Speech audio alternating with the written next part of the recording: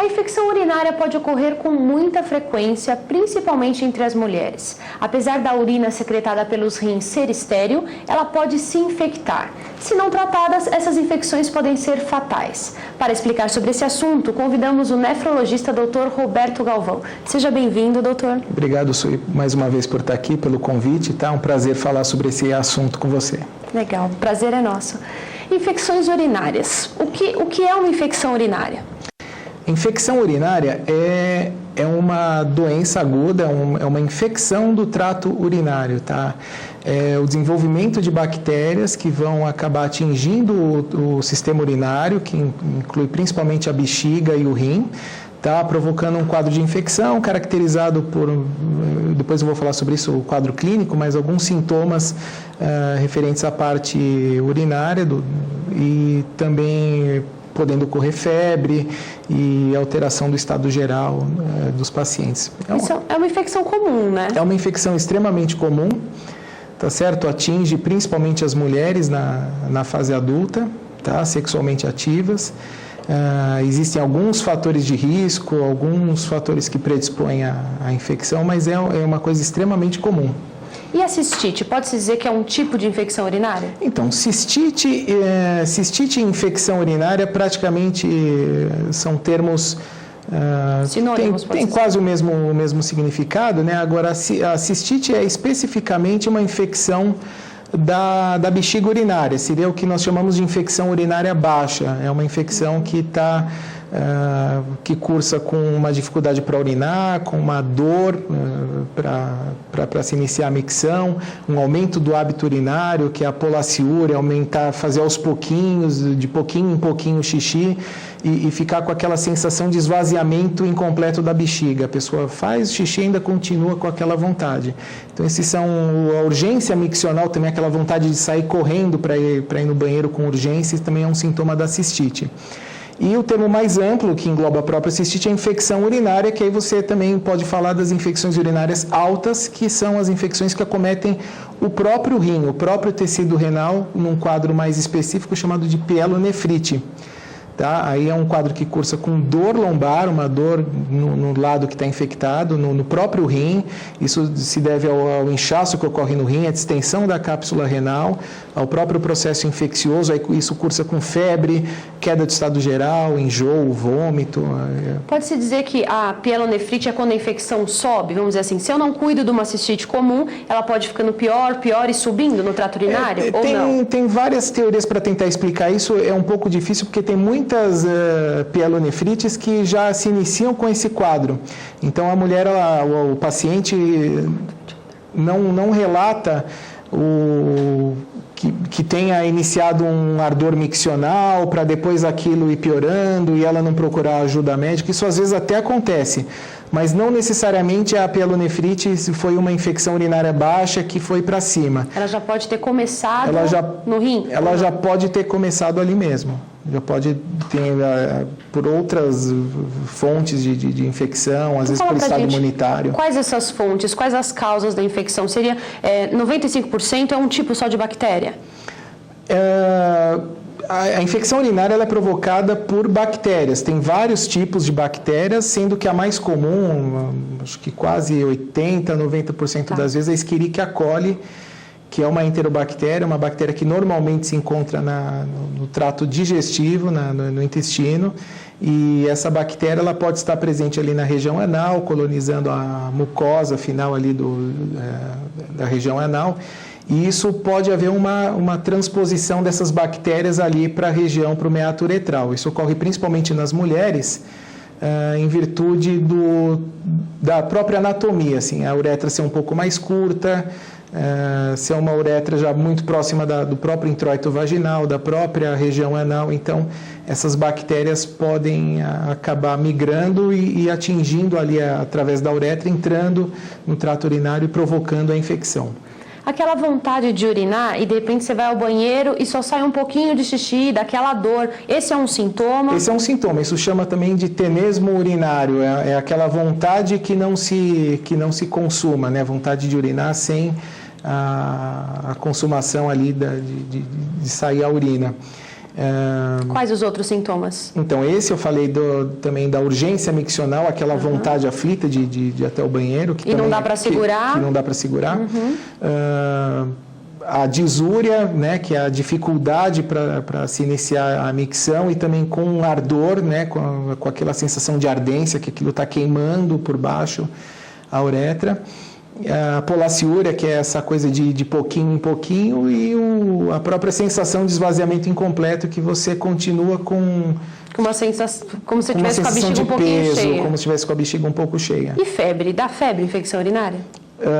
A febre é um sintoma mais presente na pielonefrite, que é quando a infecção atingiu sistemicamente a circulação, com liberação de toxinas bacterianas, e isso, aí sim você tem febre. Mas mesmo algumas cistites, lembrando que o nosso corpo não é uma igual, máquina, né? Não é igual de pessoa para pessoa, eventualmente pessoas com cistite podem ter febre, tá? Mas é sempre um sinal preocupante de que você tem que intervir rapidamente. Pensando nisso, tem pessoas que podem não ter sintomas? De repente vai ao médico, faz um exame de rotina e vê que de repente tem uma alteração no exame? Não ter os sintomas, assim, tem que separar duas coisas.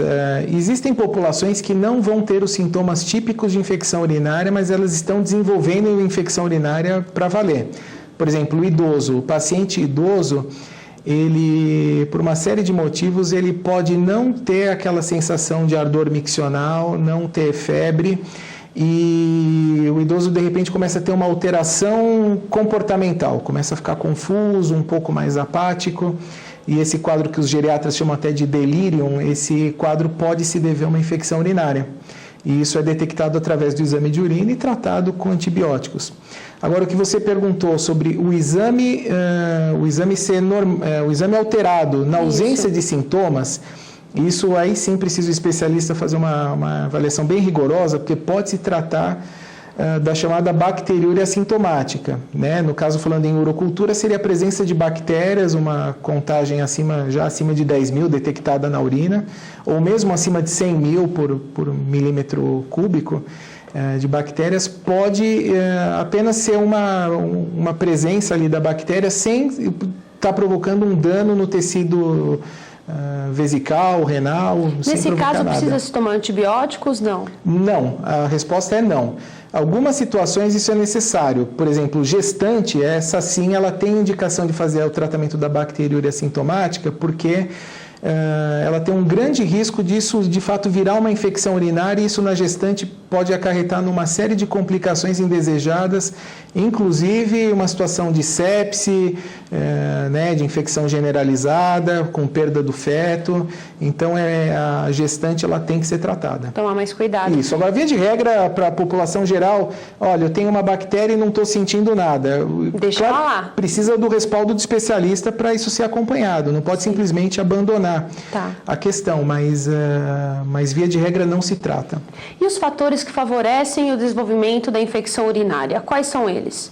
Olha, tem vários fatores predisponentes, tá? Tem populações específicas que têm um risco maior, que a gente pode falar em separado, e tem alguns fatores de risco, vamos dizer, mais comuns, né? Aquela infecção comum, a gente lembra que é mais comum em mulheres, tá? E cerca apenas de 40% das mulheres vão ter um episódio ao longo da vida de infecção urinária. E esses 40% não precisam necessariamente ser investigados ou passar por um especialista, porque é uma coisa, existe uma grande chance disso jamais recorrer até o final da vida.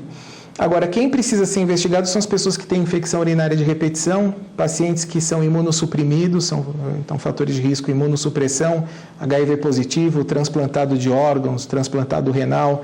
Diabetes tem alguma relação? Diabético é um grande fator de risco, tá? O diabetes predispõe ao aumento da incidência de infecções urinárias. Mulheres em pós-menopausa também por alterações hormonais. Aí, no caso dessas alterações hormonais, precisa ser feita uma reposição hormonal completa no organismo. Eu ouvi dizer que tem umas pomadas locais. Essa seria a indicação, no caso? Sim, algumas mulheres têm, depois da pós-menopausa, por alterações hormonais, você tem um maior risco de infecção urinária.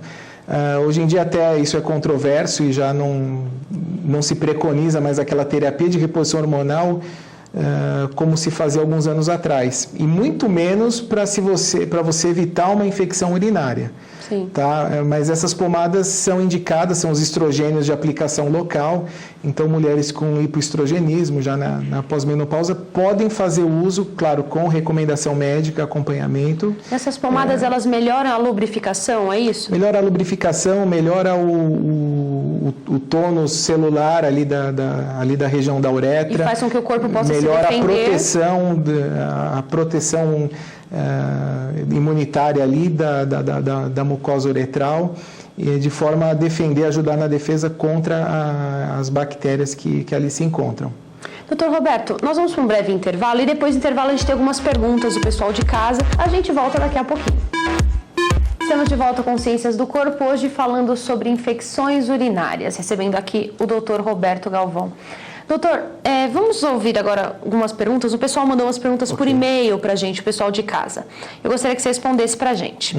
A Renata do Campo Limpo, ela falou assim: quando passo a urinar com mais frequência e em pouca quantidade, eu tomo Pyridium, acho que é o nome de um remédio, né? E passo a beber mais água. Dessa forma, o sintoma passa. Estou agindo errado?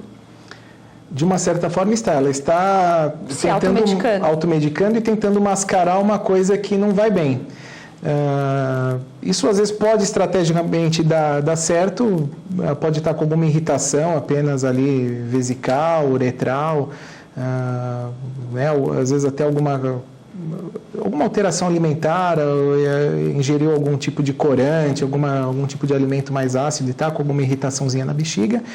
Está fazendo uma automedicação e mascarando sintomas. Às vezes isso pode dar certo, mas na maioria das vezes pode dar errado. A pessoa pode estar de fato com uma infecção urinária, mascarando os sintomas com o Pyridium, que é um anestésico de vias urinárias, tomando mais água, tudo bem, isso é uma medida que todos devem adotar, mas correndo o risco de sofrer uma complicação, um agravamento do quadro e se tratando de uma infecção urinária. Vou aproveitar essa pergunta, né, da Renata aqui e falar um pouquinho assim. Hoje, ultimamente, eu vejo algumas pessoas que estão com dor no braço. Elas entram no Google, pesquisam, dor no braço, sintoma tal. Aí tá lá, tome tal remédio. Vai na farmácia, compra o remédio e toma um anti-inflamatório, vamos supor. Aí depois de um tempo, isso passa, a dor, depois de um tempo a mesma dor volta e ela ainda ganha uma dor gástrica, por exemplo, que ela ganha do anti-inflamatório. E aí, quais os riscos da gente se automedicar? Eu posso entender algumas pessoas que de repente precisam do serviço médico público e há uma grande dificuldade de ter atendimento. Só que as pessoas correm muito risco de se automedicar. Eu gostaria que o doutor falasse sobre isso. A automedicação é um problema de saúde pública muito grande, né? A gente sabe que é difícil você chegar para uma população que não tem acesso a um sistema público de saúde adequado, que não tem um convênio, que não tem a possibilidade de passar no médico, simplesmente julgar, olha, você está fazendo errado, isso você vai pagar o preço por algo que você está fazendo de errado, mas a verdade é que a automedicação expõe o paciente, assim, a gente estuda medicina, fica vários anos na faculdade, faz residência e tudo justamente para entender o mecanismo dos medicamentos. Todo medicamento tem indicação e contraindicação, tem faixa terapêutica e tem faixa tóxica, né? Até se fala que a diferença entre um medicamento e um veneno é apenas a dose. Né? E tem um médico justamente para isso, para orientar até quando você pode tomar aquele medicamento. Às vezes a pessoa acaba acertando de usar um medicamento, mas corre uma série de riscos desnecessários, né? Principalmente com antibióticos, né? Sim, eu acredito assim que uma pessoa que já tem um problema, que ela já sabe qual é, já foi no médico e eventualmente ela faz alguma automedicação numa urgência, um dia à noite está em casa com uma dor de cabeça que ela sempre tem e toma um analgésico, isso eu acho que não é nenhum pecado. Agora o problema é a pessoa ter um problema de saúde e ir mascarando, empurrando aquilo ao longo de semanas, meses e correndo o risco de ter uma coisa mais grave e não se fazer nada, né? Acabar descobrindo às vezes um câncer, uma doença degenerativa, às vezes alguma coisa mais séria por não ter tido esse acesso ao médico, ao atendimento. Ao atendimento. Bom, mais uma pergunta aqui do Walter do Tatuapé. Ele fala assim, a infecção urinária pode passar de uma pessoa para outra na relação sexual? Não, a infecção urinária, ela não é uma doença sexualmente transmissível. Existem algumas infecções genitais, como gonorreia, por exemplo, que é uma DST, que é transmitida por via sexual, então isso é uma coisa comprovada. Agora, uma infecção urinária simples, por uma Escherichia coli, que é uma bactéria essa mais comum que eu falei no começo, isso não é transmitido pela relação sexual. O que acontece é que às vezes a mulher ela já tem aquela bactéria, né, tem a colonização, ela vive no nosso corpo, tem no nosso corpo essa bactéria e por alterações mecânicas ali provenientes da própria relação sexual do coito, por alterações mecânicas pode essa bactéria ela se translocar e acabar invadindo ali a uretra, subindo para a bexiga, isso desencadeando uma infecção. Uhum. Tá? Sexo anal sem proteção e, de repente, sexo vaginal em seguida. Esse contato das fezes vai infectar? Vai infectar. Isso aí sim é uma coisa... Aí você está fazendo uma inoculação direta de um meio extremamente contaminado num meio totalmente diferente, né? Então, proibido. Isso com certeza vai se infectar. Com certeza. Uma outra pergunta, Ana Paula de Perdizes. A ideia de que as mulheres podem pegar infecções urinárias em banheiros públicos tem algum fundamento? Acho que muita gente se pergunta isso, né? Não tem, na verdade isso é um mito, não tem explicação, não tem nenhum estudo epidemiológico que fale sobre isso. E não teria nem explicação muito, visto que a pessoa quando senta no vaso ali não tem um contato com as partes íntimas ali, com a região genital, diretamente com o assento sanitário. Às vezes as pessoas pensam assim, se alguém antes de mim está com infecção urinária e fez xixi na bacia, aí eu vou lá e uso o banheiro em seguida, eu posso me infectar, então talvez a pessoa fique com receio. Isso é pode possível? Pode ter um receio, mas não. A pessoa contrair uma infecção dessa maneira, não. Isso não... Tá legal. Isso é um mito. Maria Tereza da Vila Formosa, ela falou assim, tive infecções urinárias reincidivas e observei que elas estavam relacionadas ao período menstrual. Por que isso acontece? Existe essa relação?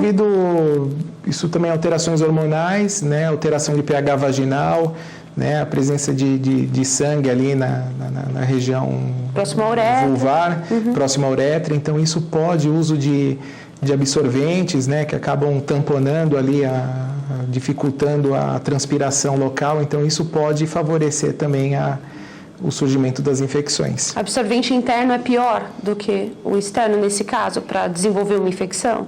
Olha, o absorvente interno ele acaba fazendo um tamponamento interno ali da vagina, né? Eu acredito que até o próprio absorvente externo, no sentido que ele fecha totalmente... E mantém mais quente o local. Quente ali o local, ele seria até pior nesse sentido. Tá, legal. Bom, infecções urinárias em crianças. Como que os pais podem prevenir que isso aconteça aos filhos? Quais as causas dessas infecções? Na verdade, assim, prevenção não é uma coisa tão comum em crianças, mas... os pais vão acabar descobrindo a infecção urinária quando um filho, no caso um filho muito pequenininho, de poucos meses de idade, ele tem que ficar de olho em sintomas gerais, né? Porque a criança, ela, ainda mais muito pequena, não vai saber dizer sintomas. Então, a criança pequena vai ter um quadro de febre, né? A criança, por qualquer coisinha, tem febre. Então, febre, dor abdominal, choro intenso, ou apatia, aquela criança começa a ficar muito molinha, irritabilidade, vômitos, né? São sinais de infecção urinária na criança. E na criança tem que passar no pediatra, fazer uma avaliação, ver a possibilidade que na infância pode estar relacionado com alguma malformação congênita, principalmente em meninos, tá? Que tem uma malformação chamada síndrome da válvula da uretra posterior, que pode favorecer o surgimento de infecções. E depois, à medida que a menina ou o menino vão crescendo, né, praticamente na fase adulta, a incidência de infecção passa a ser maior nas mulheres. Então, a menina já de 7, 10, daí para frente, tem um risco de infecção parecido com a da mulher mais, já com mais idade. Ah, sim. No caso, é assim, o nosso programa está chegando ao final. Eu gostaria que o doutor deixasse para o pessoal de casa algumas formas de se prevenir, se é possível prevenir uma infecção urinária, ou pelo menos evitá-las. No caso das pessoas, digamos, que não tem nenhuma outra doença aliada à infecção. Então, como eu falei, a infecção urinária é uma coisa muito comum, mas, como eu falei, 40% das vezes a pessoa só vai ter um episódio, principalmente mulheres, ao longo da vida, né? A prevenção tem que se dar especialmente naquelas pessoas que começam a ter recorrência das infecções. Então, um ponto principal seria procurar um especialista para fazer uma avaliação, para se investigar fatores associados com infecção urinária. Me veio uma dúvida. No caso, por exemplo, a pessoa ela começa a ter atividade sexual e começa a ter infecção urinária. Isso tem alguma relação? Isso até era chamado antigamente de síndrome da lua de mel, da infecção da lua de mel. Tem sim uma relação com o início de atividade sexual. Tem alguma dica, alguma coisa? Assim, a pessoa que tem essa tendência a ter esse tipo de infecção, aumentar bastante a ingesta hídrica, tomar bastante líquido, tá certo? Provocar diurese, urinar depois da relação sexual, isso ajuda a promover um clareamento ali da urina, acaba, entre aspas, lavando a bexiga, a uretra, a bexiga. E isso pode ajudar na prevenção desse tipo de infecção. Mas eu estava falando antes, fazer avaliações com especialista, fazer uma investigação anatômica do trato urinário, às vezes a pessoa pode ter uma malformação, cálculo renal é uma coisa que está bem relacionado com infecção urinária, então a presença de cálculos, problemas obstrutivos, no caso de pessoas idosas, a avaliação anual, né, do homem, a avaliação urológica da próstata, saber se não tem prostatismo, que é um grande fator de risco. Eu acho que é isso. Higiene íntima em excesso. Higiene íntima em excesso é outra. E a falta da higiene, né? Falta de higiene predispõe, e aquela higiene íntima exagerada com produtos de higiene íntima, com sabonetes íntimos extremamente perfumados, com os produtos químicos, e a pessoa usando isso mais do que 2, 3 vezes ao dia, isso altera a flora bacteriana normal que a gente tem na pele e favorece a proliferação de bactérias patógenas, né? Uma higiene ideal seria uma vez ao dia? Uma vez ao dia, um banho, né? Durante o banho, sabonete comum, né? Uma higiene bem feita uma vez ao dia durante o banho seria o suficiente. E o diagnóstico e o tratamento o diagnóstico é feito através de exames e o tratamento são antibióticos. O diagnóstico ele é clínico e laboratorial, né? Então, todo o quadro clínico descrito no início, né? Que nós comentamos, dos sintomas urinários, da febre, dor abdominal, urgência, disúria, polaciúria, aliados a uma comprovação diagnóstica através do exame de urina simples. Tá, isso num pronto-socorro, normalmente não se faz a urocultura porque ela leva até 5 dias para ficar pronta, para identificar o agente, a bactéria que está provocando a infecção. Então você faz uma urina 1 e tendo um aumento da contagem dos leucócitos, que por definição acima de 10 mil já pode ser sugestivo de infecção urinária. Em caso de mulher não se leva muito em consideração, se está 11 mil, no caso de homens 11 mil já é muito. Eu ouvi um médico dizer isso. Caso a caso tem que levar em consideração sempre os sintomas. Sim. Então assim, claro, num homem ter 20 mil, 15 mil, você tem que ir atrás de alguma coisa. Na mulher, às vezes, isso pode estar relacionado a vulvovaginite, corrimento vaginal, contaminação durante a coleta. Então, você tem que valorizar o exame baseado no quadro clínico que levou a pessoa até aquele atendimento. Então, ela tendo o quadro clínico, uma leucocitúria significativa, você deve imediatamente iniciar o antibiótico, tá? Não tendo uma melhora, você pode posteriormente, eu estou falando isso do atendimento de pronto-socorro de urgência, posteriormente fazer a urocultura com antibiograma, nos quais você identifica a bactéria e, respectivamente, quais antibióticos que vão combater aquela bactéria, que é o antibiograma. Eu acho que é isso. É isso, doutor. Nosso programa chegou ao final. Quero agradecer a sua presença novamente aqui ao Ciências do Corpo. Prazer é meu. Gostaria de deixar se possível, um Sim, site? Sim, claro. O pessoal de casa que tiver dúvida, né, pode acessar o site. Quem tiver dúvidas, pode, por favor, entrar no meu site, é o www.nefrologista.com, sem o BR. Vai ser um prazer responder dúvida das pessoas e for necessário. Tá ótimo. Obrigada novamente. Você acabou de assistir ao Ciências do Corpo e na próxima semana tem mais saúde para você. Até lá.